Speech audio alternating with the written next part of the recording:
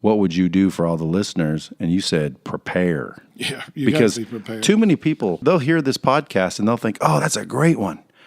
And then they won't practice it. They won't sit there while there's no customers and practice with their buddy or practice with another coworker.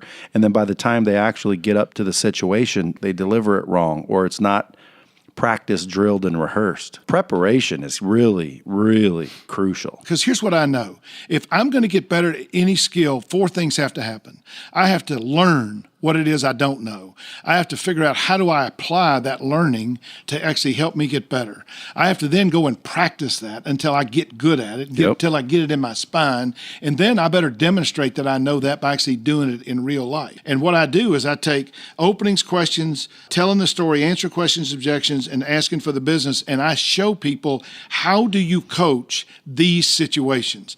I teach the salespeople, how do you implement these ideas? Somebody says, well, I like your stuff, but I got to get somebody else involved in the decision. So what I teach people to say is, before you go any further, you find out whether that person's an advocate or not, right? It's not just who else needs to be involved. It's say, look, if you're going to get somebody else involved, before you do that, tell me exactly where you stand. Because if I want to find out if you're actually going to be supportive, or is this BS? Because if it is BS, then I got to understand that maybe this is not a great prospect for me.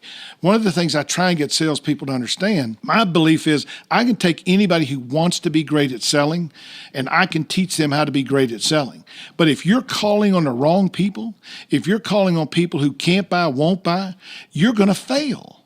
And so understanding who a good prospect is absolutely critical, and that's a part of this entire whole selling process. Well, that's the difference between an amateur and a professional. Yes. So if you're looking to be a professional salesperson where you're making ducats hand over fist, these are some of the things you're going to have to consider.